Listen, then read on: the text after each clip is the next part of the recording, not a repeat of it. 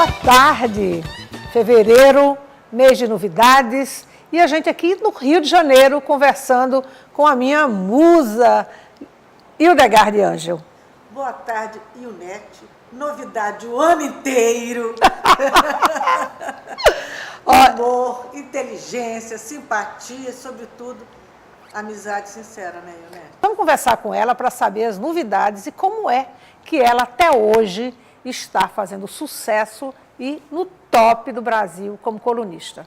Ionete, eu acho que essa interpretação de que eu estou fazendo sucesso até hoje é de quem gosta de mim. Porque eu acho que eu nunca pensei se eu estava fazendo sucesso. Quem trabalha, como você, como eu, a gente trabalha. A gente não para pensar se está fazendo sucesso, se não está fazendo sucesso. A gente está produzindo, porque a gente gosta do que faz. Então eu acho que o sucesso é você, eu tenho 40 anos de atividade, continuar gostando do mesmo jeito do que eu faço. Né? Trabalhar para mim não é um trabalho. É bom, é uma diversão, é um brinquedo. Então eu acho que isso aqui é sucesso. E como você começou? Como você achou que seria colunista? Eu, quando era pequenininha, como 9 entre 10 meninas da minha geração, eu queria sempre copiar a garota propaganda. Eu copiar a Neide Aparecida, copiar a Norma Benger, aquelas garotas propagandas da televisão. Eu acho que quando você é muito pequenininho, você começa a elaborar as suas vocações, né? E eu fui toda criada, encaminhada para fazer teatro. Desde os 8 anos de idade, Ionete, eu fui encaminhada, formada para... Se existe uma pessoa nesse país que foi formada para ser uma atriz de teatro, fui eu. Nós não deixamos de ser umas atrizes neste mundo também, né? Eu fiz curso com Maria Clara Machado, com Henriette Morinot, com Eugênio Kuznets, com todos os grandes mestres, Fauzi Arap, Nelson Xavier, e fiz o Conservatório Nacional de Teatro. Já maior, fiz voz, fiz corpo, com Cláudio Viana, o que tinha naqueles anos eu fiz. E comecei a fazer teatro, e fiz teatro com muita sorte, com muita solicitação. Quando eu tinha 17 para 18 anos incompletos, eu fui fazer um bico em jornal, como secretária da maior colunista deste país na época, que se chamava Nina Chaves, no Globo. Então, como eu falava inglês, francês, e a Nina tinha uma equipe que não tinha esse tipo de conhecimento, eu fui ser secretária dela com a minha formação teatral e cultural, porque é muito importante para quem vai trabalhar no jornal a cultura geral. E a gente aí aprende isso na hora que você começa a colocar na prática. Então, o que aconteceu? Chegou a rainha da Inglaterra. A rainha da Inglaterra vem visitar o Rio de Janeiro. A equipe não podia fazer um material sobre a Inglaterra. Lá fui eu fazer pesquisa sobre todas as rainhas da Inglaterra, sobre a literatura inglesa. E aí ela editava o Globo Feminino e eu todo dia tinha uma página assinada, já com 18 anos, sobre literatura inglesa, a história da monarquia. Um dia eu fui pagar a escola da filha da Nina, porque eu era secretária dela. A universidade na Santa Úrsula, eu tinha a mesma idade da filha da Nina, e eu passei assim e vi no quadro a professora dando aula com a minha página sobre literatura inglesa. Maravilha! Não é bacana isso? Então isso é que vai formando uma vocação, é que vai formando uma profissão. Quando chegou o Pierre Cardin, precisava ser entrevistado em francês. Lá fui eu entrevistar. E assim, eu fui vendo despertar dentro de mim uma outra vocação além do teatro. Então eu fazia teatro de noite e jornal de dia. Quando a minha mãe foi assassinada, em 1976, na época dizia-se que era um acidente, eu perdi a graça de fazer teatro. Porque você, para fazer teatro, você tem que estar muito inteiro nos seus sentimentos. Você, para fazer teatro, você não pode fingir que você é engraçada, ou fingir que você está triste, ou fingir. Você tem Tem que que estar fazer. inteiro. E você, para estar inteiro, você tem que estar com as suas emoções expostas. Eu estava fazendo uma peça de teatro com o Armando Bogos e Lima Duarte. Nós éramos 3. Chamava-se Bonifácio Bilhões. Me lembro dessa A peça era um grande sucesso. Na época, acho que os contratos de teatro você fazia por 4 ou 6 meses, depois eram automaticamente renováveis para não ser tanto tempo.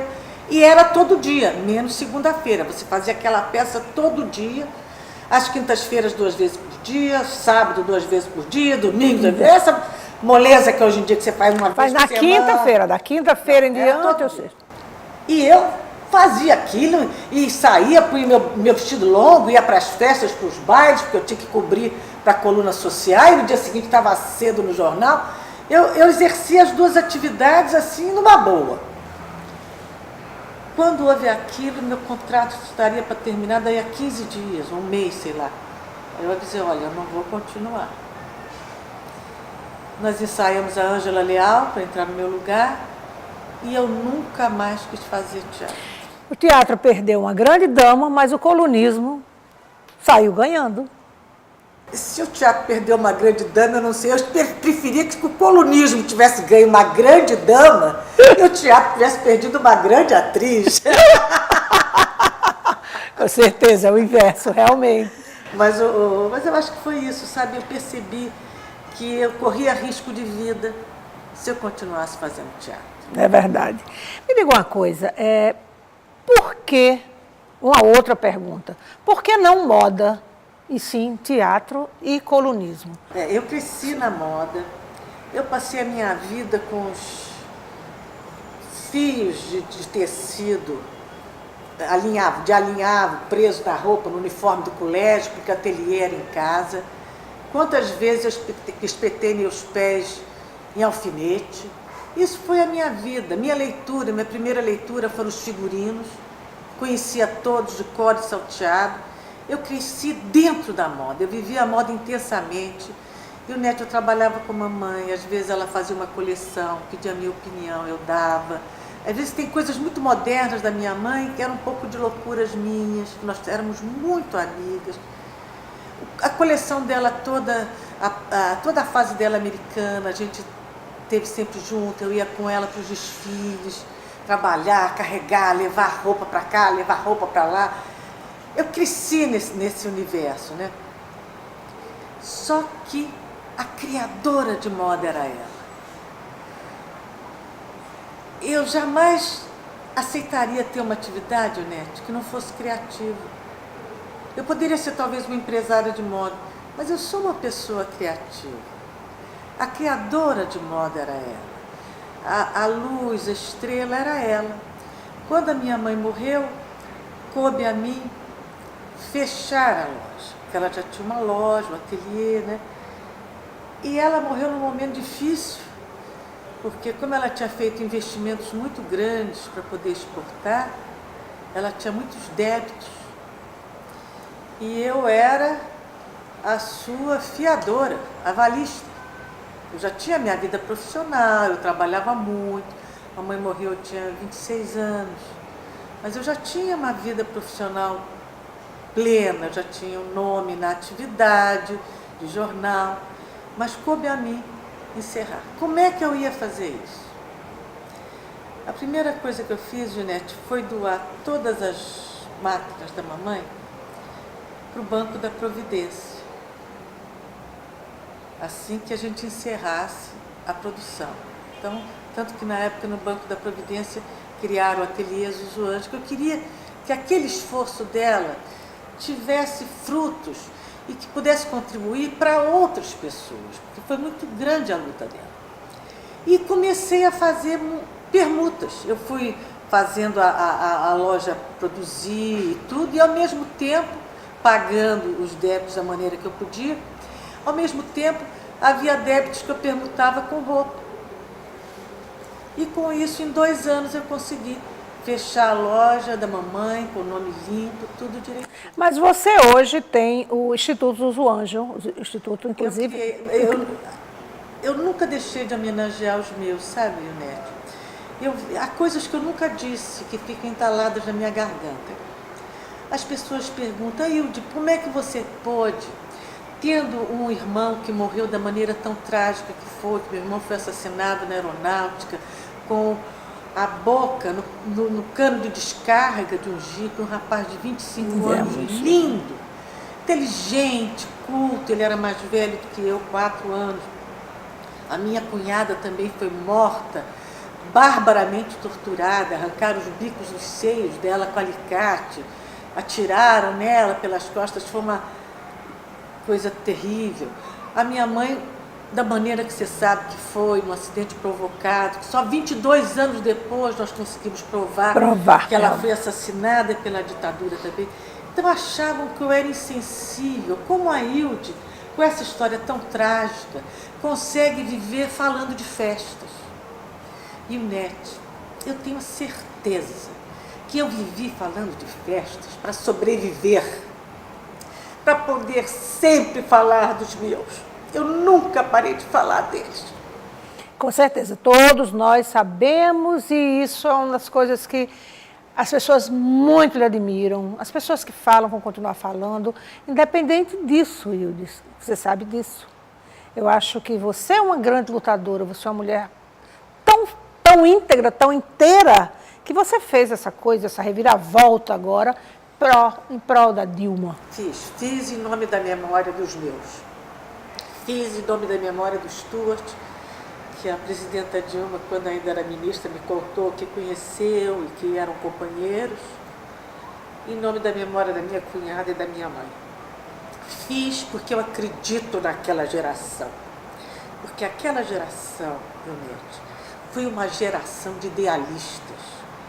Foram jovens que saíram, a maior parte deles, desses jovens, saiu de um meio social mais elevado, de um meio cultural privilegiado, e eles abriram mão daquilo tudo, do seu conforto, das suas facilidades, do seu bem-estar, das suas casas bonitas, pelo povo brasileiro, pela liberdade do Brasil. Isso é que é idealismo.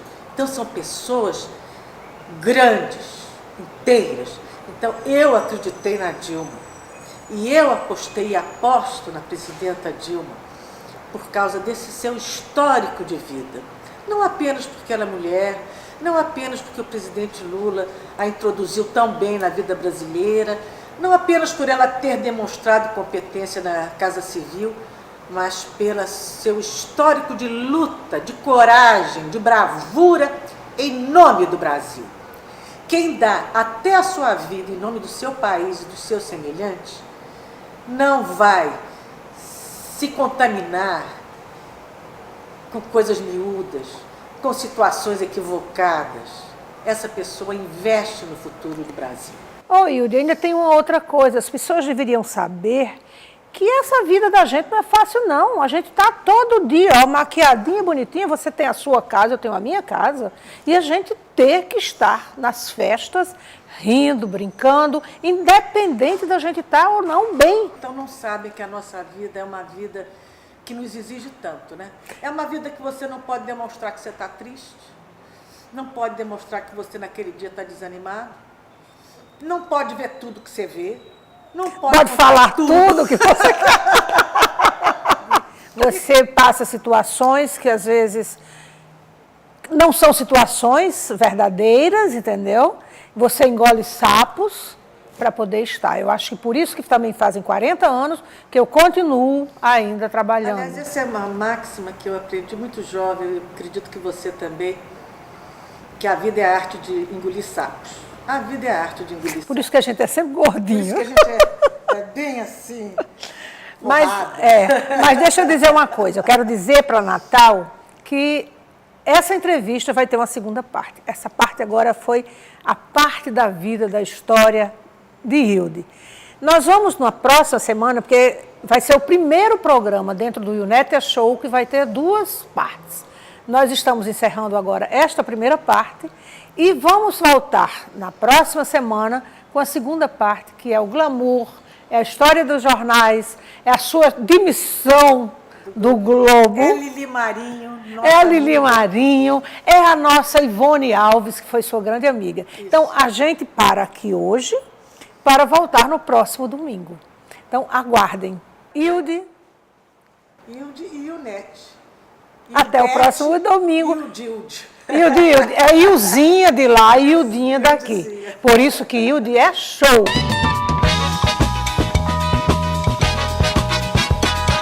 Chegando ao final, rapidinho, né?